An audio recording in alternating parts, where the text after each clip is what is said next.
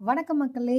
எப்போதும் பார்த்தீங்கன்னா சட்னி, சாம்பார், துவையல் அரைக்கிறதுக்கு பதிலாக வடகரி செஞ்சு பாருங்கள். அவ்வளோ டேஸ்ட்டாக இருக்கும். இட்லி, தோசை, சப்பாத்திக்கு, ஆப்பத்துக்கு கூட அவ்வளோ டேஸ்ட்டாக இருக்கும். இதை எப்படி செய்யலாம் சொல்லிட்டு தெரிஞ்சுக்கலாம் வாங்க. அதுக்கு நான் 1 கப் அளவுக்கு கடலைப்பருப்பு எடுத்துக்கிட்டேன். ஒரு 5 மணி நேரம் இது ஊறணும். நீங்கள் ஈவினிங் செய்கிறதா இருந்தால் ஆஃப்டர்நூன் போல் ஊற வச்சுருங்க. இந்த பருப்பு நல்லா ஊறிடுச்சு. இது ஒரு மிக்ஸி ஜாரில் போட்டுட்டு இந்த பருப்பு வந்து நான் வேக வைக்க போகிறதுலாம் கிடையாதுங்க. எங்கள் வீட்டில் எப்படி செய்வாங்களோ அதுதான் நான் செய்ய போகிறேன்.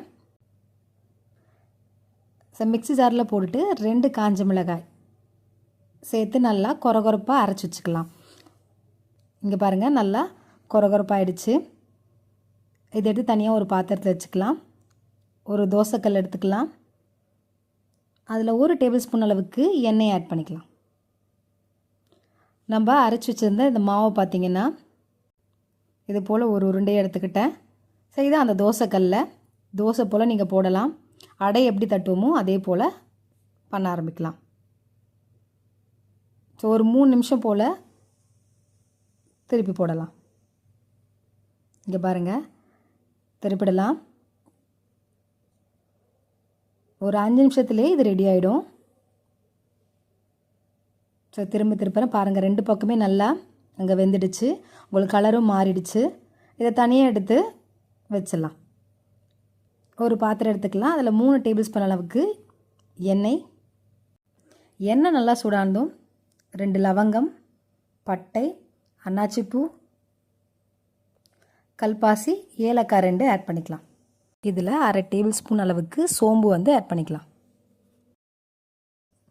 இதில் நான் கட் பண்ணி வச்சுருந்த பெரிய வெங்காயம் 2 ஆட் பண்ணிக்கிறேன். வெங்காயம் தான் ரொம்ப டேஸ்ட் கொடுக்கும் வடகரிக்கு. நல்லா வதக்கலாம். இது கூடயே 2 பச்சை மிளகாய் வந்து சேர்த்துக்கலாம். சேர்த்து நல்லா மிக்ஸ் பண்ணுங்கள். வெங்காயம் பார்த்திங்கன்னா கண்ணாடி பதத்துக்கு வந்துடுச்சு. இடித்து வச்சுருந்த 4 பல்லு பூண்டு ஆட் பண்ணிக்கலாம். இது கூடயே தக்காளி ஆட் பண்ணிக்கலாம். தக்காளியை ஆட் பண்ணி நல்லா வதக்குங்க. தக்காளி வெங்காயம் நல்லா வதங்கியிருக்கணும்.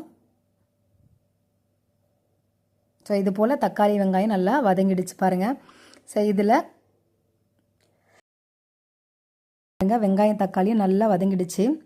இதில் 1/4 டேபிள் ஸ்பூன் அளவுக்கு மஞ்சள் தூள், 1/2 டேபிள் ஸ்பூன் அளவுக்கு குழம்பு மசாலா தூள் தான். இது ஒன்றே போதும், அவ்வளோ டேஸ்ட் கொடுக்கும். 1/2 டேபிள் ஸ்பூன் அளவுக்கு உப்பு, இதையும் ஆட் பண்ணி மிக்ஸ் பண்ணிவிடுங்க.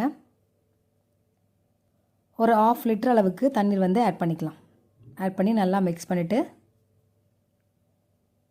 இதில் 1/4 டேபிள் ஸ்பூன் அளவுக்கு தனி மிளகாய் தூள் ஆட் பண்ணுறேன். நீங்கள் மிளகாய் தூள் வந்து ஆட் பண்ண முடியல, அந்த குழம்பு மிளகாய் தூள் இல்லைன்னா தனி மிளகாய் தூள் 1 ஸ்பூன் போட்டுக்கலாம். 1/2 டேபிள் ஸ்பூன் அளவுக்கு தனியா தூள் ஆட் பண்ணிக்கலாம். க்ளோஸ் பண்ணி வச்சிடலாம். ஒரு 3 நிமிஷம் போல் விடலாம். நல்லா கொதிக்கட்டும். அதே சமயம் இங்கே வேக வச்சிருந்த அந்த கடலைப்பருப்பை இது போல் கையிலே கொஞ்சம் பிச்சு விடலாம். இது போல் செஞ்சு வச்சிடலாம். மிக்ஸிலாம் போட்டிங்கன்னா அப்புறம் வந்து அந்த தன்மையே எல்லாம் போயிடும். அங்கே பாருங்கள், நல்லா கொதிச்சிடுச்சு. இதெல்லாம் இங்கே ரெடி பண்ணி வச்சுருந்த இந்த கடலைப்பருப்பு வந்து இதில் ஆட் பண்ணிக்கலாம். ஆட் பண்ணிவிட்டு ஒரு பிஞ்ச் அளவுக்கு பெருங்காயத்தூள் வந்து ஆட் பண்ணிக்கலாம். ஆட் பண்ணி நல்லா மிக்ஸ் பண்ணலாம். இப்போ இதை க்ளோஸ் பண்ணிடலாம். ஒரு 5 நிமிஷத்துக்கு நல்லா அது வேகட்டும். இங்கே பாருங்கள், நல்லா கட்டி தன்மையாகிடுச்சு. இப்படி தான் இருக்கணும். வடகரினாலே ரொம்ப தண்ணியாகவும் இருக்காது, ரொம்ப கட்டியாக இருக்காது. இது போல் தான் இருக்கும். இதில் கொஞ்சமாக கொத்தமல்லி இலை வந்து ஆட் பண்ணிக்கலாம். அவ்வளோதான், ரெடி ஆயிடுச்சு. ரொம்ப டேஸ்ட்டான வடகரி தாங்க, சென்னை ஸ்டைல் வடகரி. உங்கள் வீட்டில் செஞ்சு பாருங்கள். பிடிச்சிருந்தா லைக் பண்ணுங்கள், ஷேர் பண்ணுங்கள். தேங்க்யூ.